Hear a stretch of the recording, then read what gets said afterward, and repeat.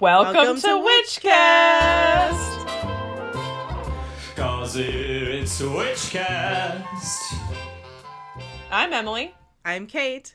And we're your co-hosts of this, the Witchcast Podcast. That's right, we're your learning, growing, ever-evolving novice witches here to explore everything under the woo-woo, esoteric, spiritual umbrella that is commonly called witchcraft. That's the one. Kate, I gotta say, I don't know if it's if my headphones or your microphone, but you sound great today. Oh, thank you. I'm just happy to be here. Me too. Happy to be here in this brand new year. Here we are, 2024. Looking forward to forgetting to write that every time I try and write a date for the next 2 months. Right? It's very weird. Where did it go? Where did it go? The time. All of it. I feel like there's a thing that happens, because I handwrite the date on my notes a lot, but like at the turn of every year, it's not just that I don't write the new year, it's that like my brain autopilots to write random old years. Like it just, I'll write like 17 or something like that. It's like, well, no, that's not it. It just misfires real hard. 09. Why not? I also think like getting older, the milestones start to kind of, you start to have less of them. So it just starts to become a wash. Yeah, one long jellyfish of time. It's just, yay, more bills. Here we go again, baby. More ennui, more colds. More ennui, more. Oh, getting better. No, we're in a weird winter funk, and I don't know. I've been seeing some TikToks and videos lately. I feel like where this whole New Year moment being in the dead of winter on this Gregorian calendar of January 1st that has nothing to do with any solar or astrological event. Yeah, it has no bearing on our lives, like, and our ancestors. That's fair and true. But, I do kind of think of it like it's like the first step towards spring. Like, we've passed the winter solstice. I mean, January 1st is sort of arbitrary, but, like, I feel like the winter solstice is a good sort of midpoint. Yes. Solarity-wise. And then, but we keep partying like through the winter solstice, so it's kind of like we have a long stretch of like candle time, and then January is like looking forward to the first little seedling coming up, which is going to be a while, but like it's like we're pointed in that direction now, instead of just sort of, I feel like if we just kept partying and lighting candles, which I do intend to do, but like, as a society we'd get bored of it eventually, and like it would kind of feel like we weren't moving forward. I guess you're right. I was telling Emily before we started recording that I'm still very much in like that sleepy candle mode right now. Mm-hmm. Like I'm embracing the long winter's night still. I'm refuting and rebelling and protesting that whole New Year, New Me, up and get 'em resolutions bullshit. I slept in today. I slept in yesterday. I'm going to keep sleeping in. Fuck y'all. I don't care. Like It's sleepy time. It's winter. I'm going to chill for a little while longer. I love that for you. And just to contrast, I am all in on spreadsheets and numbers. I'm making solid resolutions. I am making a list of books I'm going to read. I'm not just saying I'm going to read more books. I'm going to read 12 books, and I've got a list of what they are. Oh, can you give us a little sneak peek? What are some of the books you're going to read? Yeah, totally. I can tell you. So I started Sandman, and so I want to finish that, which is the Neil Gaiman, I was going to say Neil graphic Gaiman novel. Sandman? Yeah. I have Will Write for Food by Diane Jacobs, which is just about like a book about food writing broadly. Mm-hmm. She does like a new edition every few years, and so I have the most recent edition, and I'm curious to read that. I already started, and I'm excited to continue reading Crying in H Mart. I've been listening to the audiobook of that. Oh, it's so good. Oh, it's so good. I have Raw Dog waiting for me, which is a book about the making of hot dogs by a comedian named Jamie Loftus. Okay. And then I want to read the Arthur Less books, and Priest Daddy, Fourth Wing, which is some fantasy smut, if anyone's in the... I'll read some fantasy smut with you. We could do a let's do it. I'm also going to read the second book from the ACOTAR series, despite all of the things that I've heard telling me not to. Oh my gosh. That's so bad.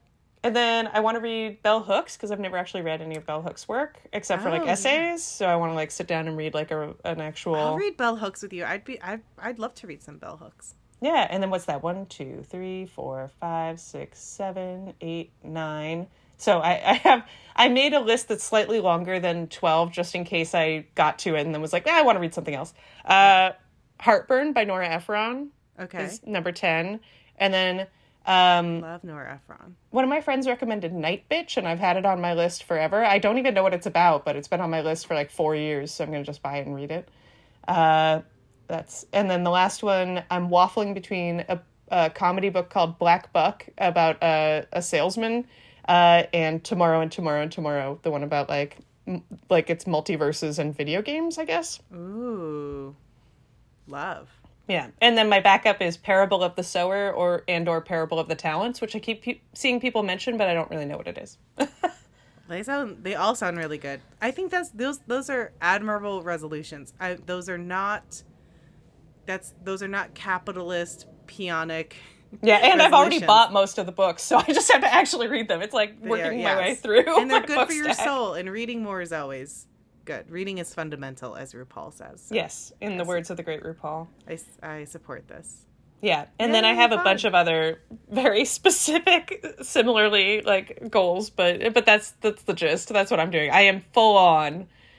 Wow. Wait, okay, so I do have a couple resolutions, I will say, but they're like private resolutions. I haven't also had time because of health things, dog things, life things, but I do want to do a whole like fire burning moment where like release, write down what I want to release, write down what I want to bring in, my whole little New Year's ritual I like to do, and then burn it in flames. Burn. But I really want to stop reading internet comments, guys. That is one of my big New Year's resolutions. Kate, that's a beautiful resolution, and I wish that I could follow you there. And like here, I'm going to be realistic about it. Like, obviously, like, personal Instagram comments by my friends on my own posts. No, that doesn't count. No, that Reddit, wouldn't count. Where, Reddit is literally only comments. No, but I am going to stop reading subreddits that are not good for me. Only good, fun subreddits that are good for me. And, like, you can look up like answers to your questions on Reddit. Like, you can read what people thought about like a dishwasher model or something. But like, where I know they're gonna just be full of nonsense and trolls and incels. No, don't go to those. Totally. Kate. Stay away from comments sections that I know are just going to get me down.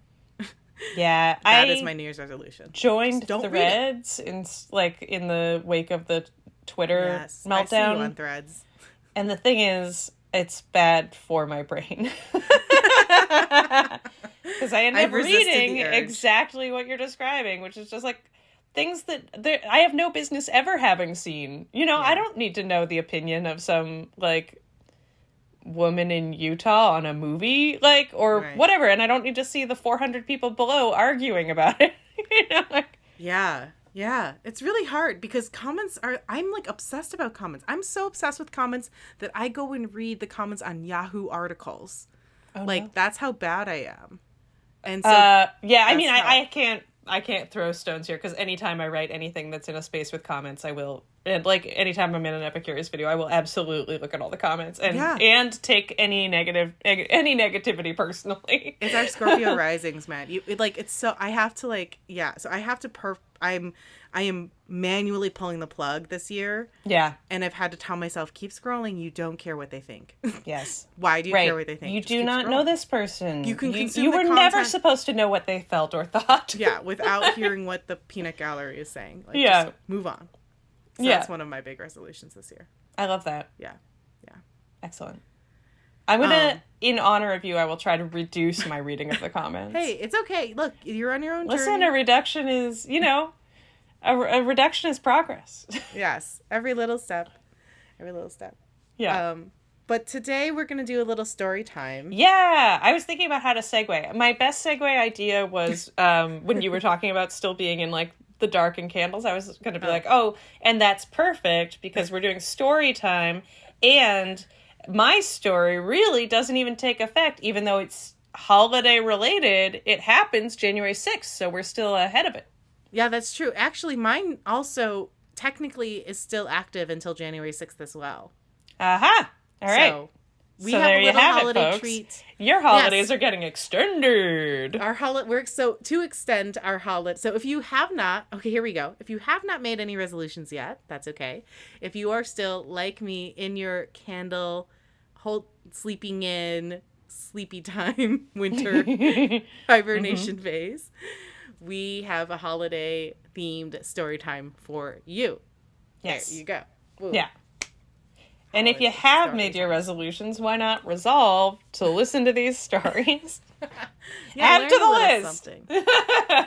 Like Emily, who is resolving herself to learning more by reading more stories, which is relevant Be like me. Okay, we got it. We're there. Guys, it's story time. We're awake. We're here. We should have like a sound effects mix board. Like I know. Awooga. Quack, quack, quack. That was meant to be a duck. I guess they're more like whack, whack, whack, whack. Yeah. What would that sound effect be for? I don't know. That's a problem for later us. Yeah, we have to do it. Yeah. Awooga. Okay. Kate, do you want to go first or do you want me to go first? I do not have a preference. All right. I'll go first. Why not? Okay. I like going first. It's I'm always excited. Yeah. Okay, so today I'm going to tell you the story of La Befana, Italian Christmas witch. Have you heard of La Befana? Maybe not, or maybe you have if you're from Italy or possibly Toronto. More on that later. So La Befana is an Italian Christmas figure, sort of like Santa, except that she's a witch. They also have Santa. They call him Babbo Natale, which means Daddy Christmas, which I love. So La Befana comes to little children on the Epiphany, January 6th. So on January 5th, you leave something out for her, and on the 6th, yay, candy. But why would a witch riding on a broom come to little children and give candy? Great question. Here's the story. There's a few different variations, of course, because it's a story that people tell other people, and that's the way it's passed along. But here are the basics. The story goes that the three wise men, the Magi, on their way to the birth of the baby Jesus a few days before he was going to be born, they're walking, they're following the star, and they need a place to stay. They come to a lady named Befana's house, an old lady, and they come to her house and they're looking for directions. They're looking for a place to stay. She lets them stay, and they say, we like this lady. Do you want to come with us? Or maybe just they were like, everybody's invited. Who knows? We don't know what they were thinking. But either way, she refused. She said she had cleaning to do. She just wasn't really in the mood to go see a baby.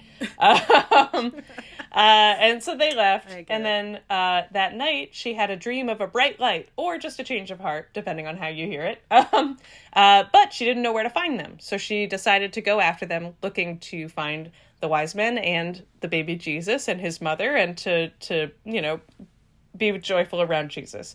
But she didn't find them, so she's been flying around on her broom ever since, on the Epiphany, bringing candy to children in celebration of, or depending on how you believe, believe is strong. But so she brings candy to children, either hoping they'll have the baby Jesus with them, or just sort of looking for Jesus and his mother, or, just kind of to celebrate the season, depending on...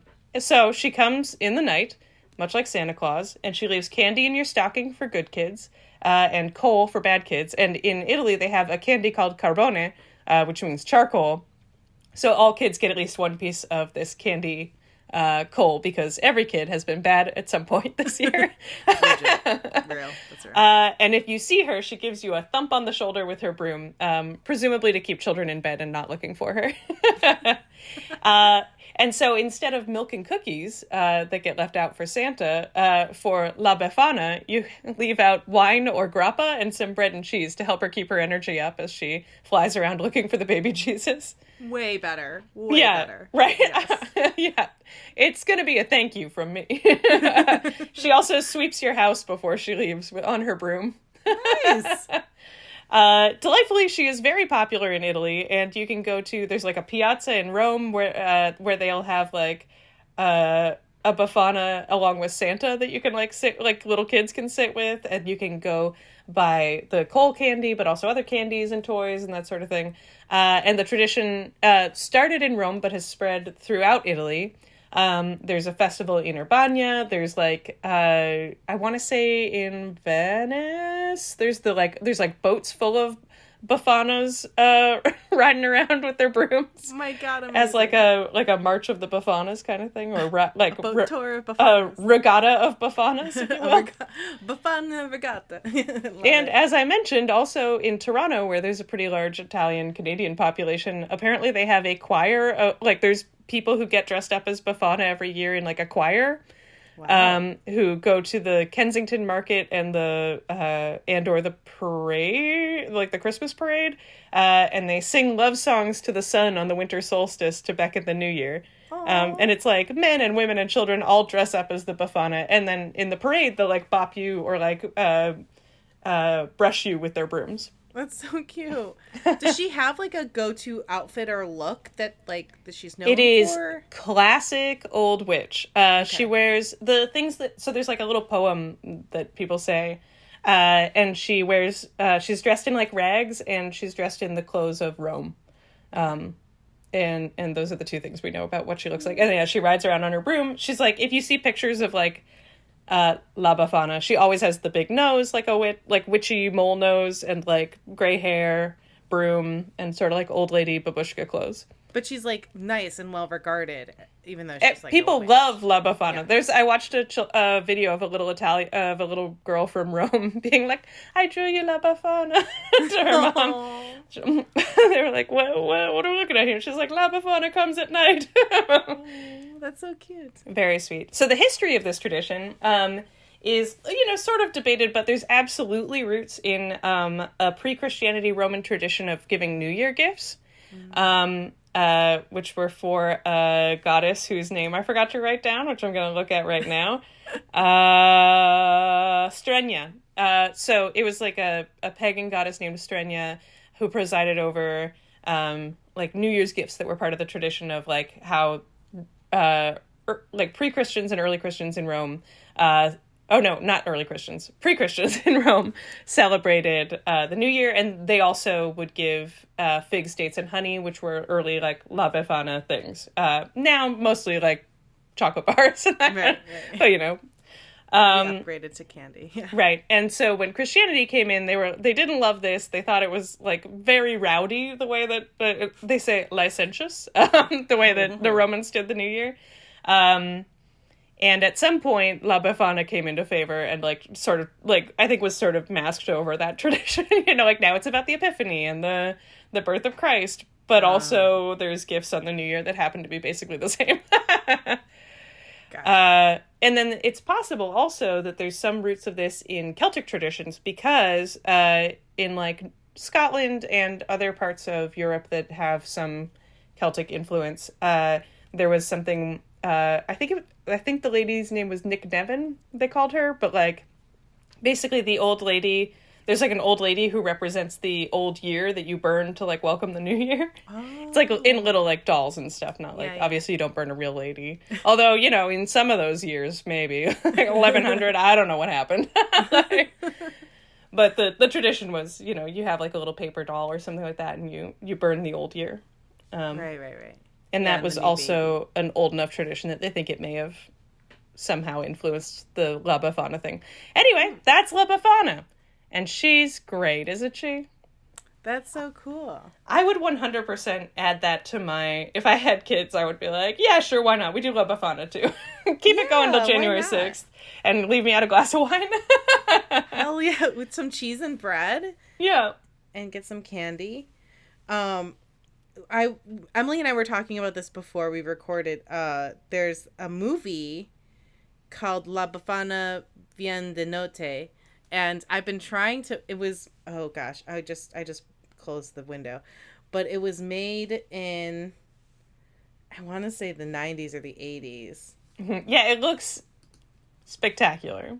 Very, here, wait, I have a list of, go ahead. Oh yeah, there was one from 2018. There's a 1996 animated film. And then she's also a character in the 2022 Disney Plus Christmas miniseries, The Santa Clauses. Oh, I did not see that. No, me neither. Santa Clauses. But I'm okay, so maybe it's the 2018 one. I've been trying to watch this movie, but it was on streaming. But in America, we could only, in the United States, I could only find the dubbed English version, and it was like too unbearable to watch. Matt and I were trying to watch it in dubbed English, but as soon as the narrator started speaking, it was like so cheesy. I was like, ooh, no. Ooh, nope, this translation did not work. Yeah. Yeah, so we might have to find it in other ways online. But right. Use your many resources to summon it. To find it in the native language of Italian with subtitles. But love a Christmas witch. Love it. Yeah, I was thrilled. I had no idea this was happening. And there's, like literally boatfuls of Befanas in Italy. So the whole January 6th date, was that just... that's because you think of its New Year's roots, or was there a specific reason that you found? So they tied it to Epiphany, Epiphany, and also some people think that Befana was. This doesn't seem to hold too much water, but maybe that Befana, the name, came from the Italian pronunciation of the Greek word Epiphania. Okay. Yeah, gotcha. Epiphania, La Befana.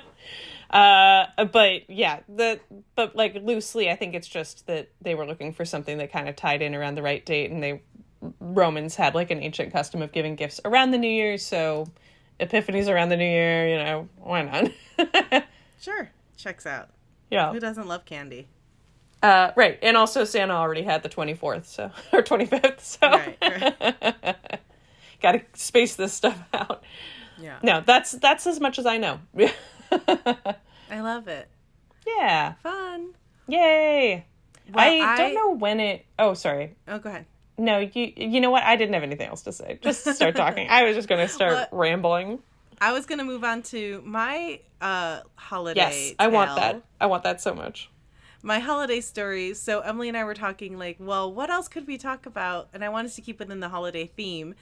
And so we're going to... And there's so many international... Santa-like figures from all different cultures.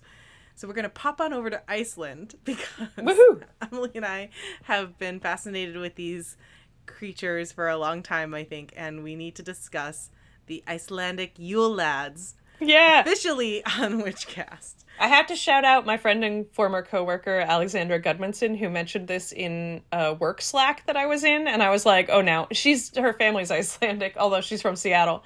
And I had to go look into it, and I've been obsessed ever since. They're fantastic. So I encountered the Yule Lads a couple years ago, back when I was a director for a pit house team. One of my sketch writers wrote a whole sketch about the Icelandic Yule Lads and had Bjork as the narrator who introduced the Yule Lads to everyone. And so we had one of the actors who did a great, Bjork impression. She introduced the Yule Lads, which I'll go into, and the Yule Cat. Oh, and it was super, super funny. And we were cracking up. Fantastic tradition. Oh, it was so great. And everyone acted out all the Yule Lads. And we had them coming in on this rotating stage thing. No one in the audience laughed because they did not know that this is a real thing. It was so outlandish that the audience didn't get it because our American audience did not understand that these are real traditions, that this is real mythological creatures. Okay, so in Iceland, this is a very popular folklore. These, I guess these are characters, very popular Icelandic Christmas folklore characters. These are mountain dwelling, I guess, trolls. I don't know. Okay, so they're lads. They're lads. They're the Yule Lads. They're like gnomes, I guess, right? They're gnomes.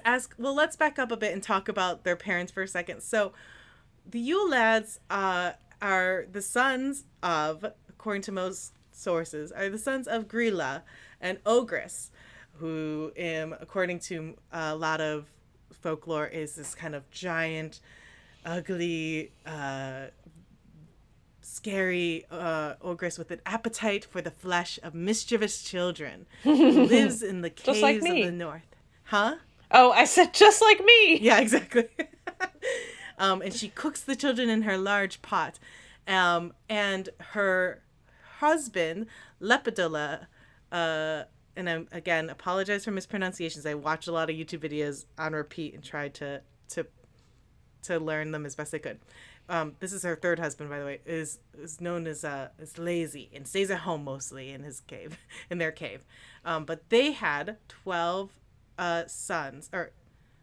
sons, known as the Yule Lads, who are a group of mischievous pranksters who steal from and harass the population, and all have very descriptive names that kind of explain the way that they like to, prank the children and the townsfolk of Iceland. And so they come to town one by one during the last 13 nights before Yule. And they leave small gifts in the shoes of the children that they have placed on the windowsill. But if the children have been disobedient, they instead leave a rotten potato. And I'll explain, but as these folktales first kind of appeared around 17th century, but as the tales have evolved in modern times, they've taken on more, they evolved them, they Disneyfied them, they made them a little more benevolent, a little nicer, and they now leave gifts versus just straight up kidnapping. as we know, folktales tend to do. Yeah. So a little backstory. I also need to point, I'm not going to talk about too much about the Yule cat, but I do need to shout out, Grilla also has the Yule cat, who is a large, huge, vicious cat who lurks about the snowy countryside also during this Yule time and eats people who have not received any new clothes to wear before Christmas Eve. So make sure you get new clothes. Gotta get new clothes, yeah. Or the Yule cat will eat you. So the first mention of the Yule Lads can be found in the 17th century poem of Grilla. Grilla had appeared in older tales as a troll, but had not been linked to Christmas before. She was described as a hideous being who was the mother of the gigantic Yule Lads, who was a menace to children. Although in some of the texts and stories and depictions that I was researching, they're kind of more gnome-like and small and impish, but it's obviously like folktales, as Emily was saying, with La Befana, it evolves over time, right? So early on, they were kind of used as boogeymen to frighten children into being good. But apparently the King of Denmark did not really like them being used as a disciplinary tool.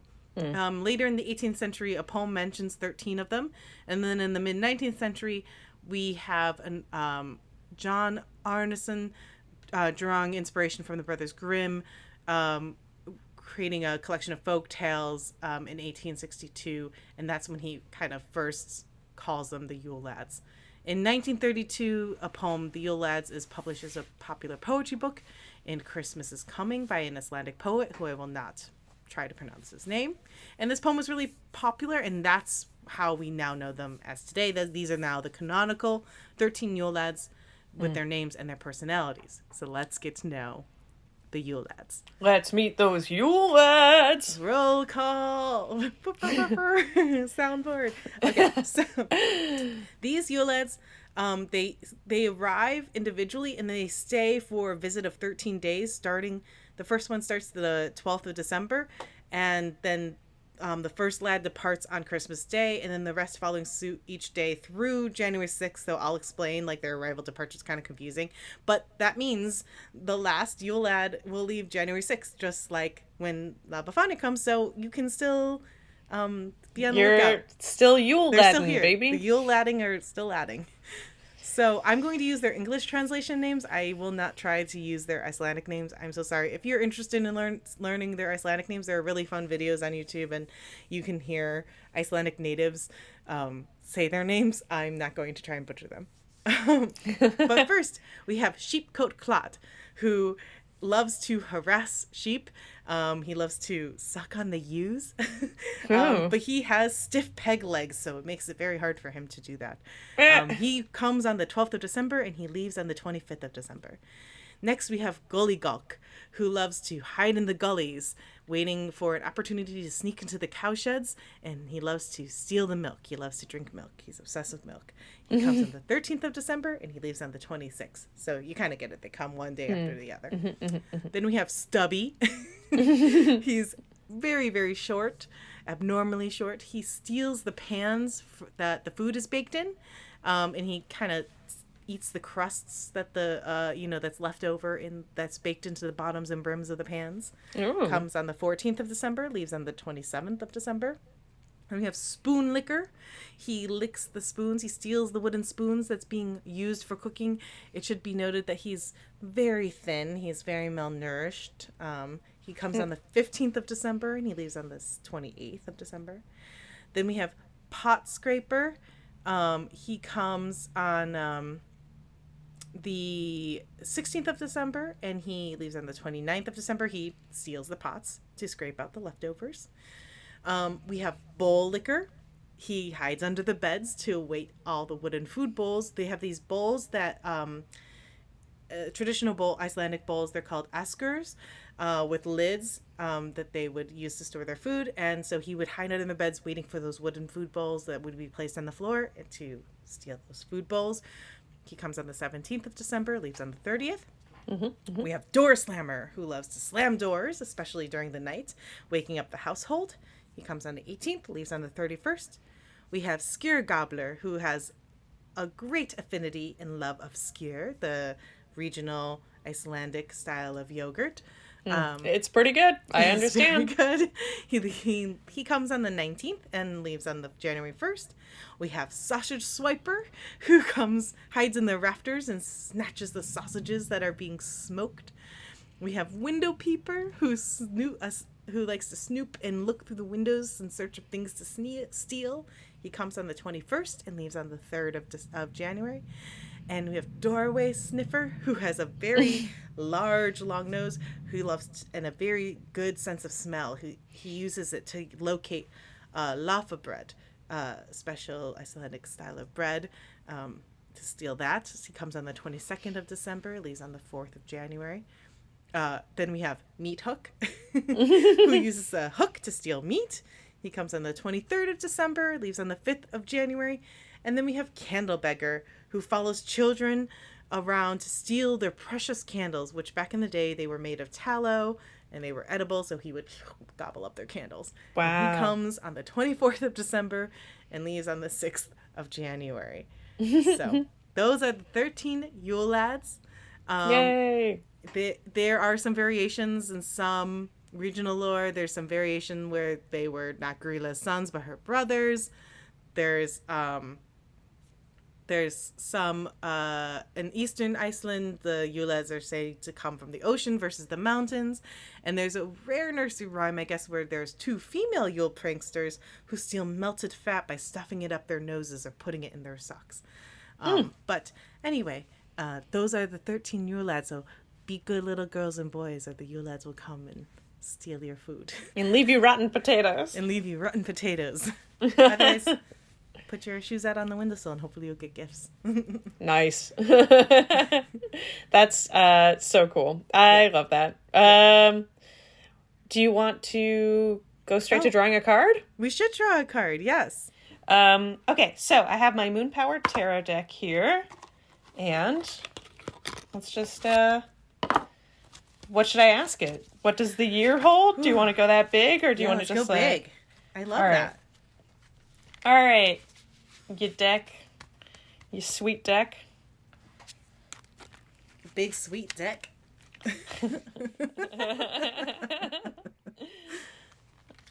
One more chef. One more chef. One more chef. One more chef. Doing a little ASMR of the cards. Yeah, that felt so good. I loved it. All right, let me see.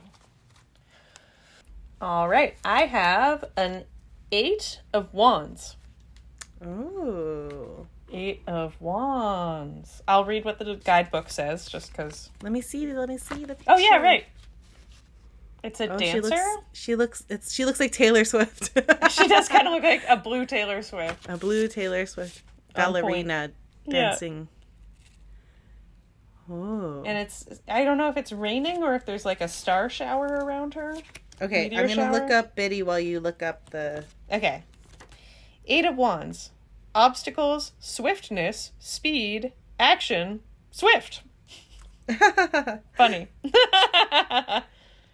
Yeah, movement, fast-paced change, action, alignment, and air travel. Oh, that's a good omen, I suppose. You have 8 of Wands as the struggles of the 7 of Wands have all now but cleared, and you have the freedom and space to move forward with your plans once again.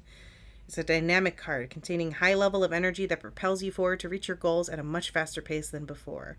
You can expect to be very busy, but this is this is one of those good busy periods. It encourages you to go with the flow, don't resist it, and be laser focused with your intentions, and look forward to the rapid completion of a project currently underway.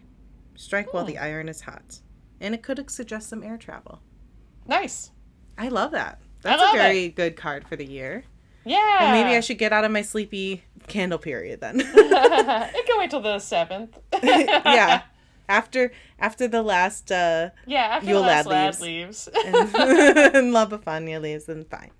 Yeah. Well, this was kind of a short one, but not that short, I suppose. No. Well, I hope you all are not mad at us, by the way, after we roasted you. Are you mad at me? I feel like that should be written on. I should have a shirt that says that. I should have a shirt that says that. I ask Matt that all the time. I'm always like, "Are you mad at me?" He's like, "No." Yeah, me too. But Dan, obviously, it'd be weird if I was texting Matt to be like, "Are you mad at me?" I believe it though. I'd like to. Kate, it's so great to see you. It's good to see you too. Happy New Year. Happy New Year. Happy New Year to all of you as well. We love you, and we hope you had a happy and healthy holiday. Yeah, we have lots of new, fun, exciting things in store for the podcast for this year. And I don't know, love you. Keep on trucking. Don't be mad at us. Don't be mad at us. So if you want to find us on the internet, you can find us at witchcastpodcast.com. You can always, of course, follow us on Instagram at Witchcast Podcast. You can find this podcast wherever fine podcasts are downloaded, which you've already done because you got this far. Good job. Thanks. Yeah. Thanks for doing that. And hey, while you're out there on the internet, you can always leave us a 5-star review. Yeah. On places like, but not necessarily, Apple Music. Or Spotify. And, it helps other people find us, which we really appreciate it. Yeah. Oh, and if you want to email us a question, thought, feeling, concern, you can do that at witchcastpodcast@gmail.com. Did I say that already? No, you have not. I skipped it. Yeah, but you can. Email us, and we appreciate it if you do. Yeah. Yeah. Thanks for being you guys. Thanks for being you. Thanks for listening. Yeah. Welcome to a new year. Yeah. Welcome. And until next time. Hex yeah! 'Cause it's Witchcast.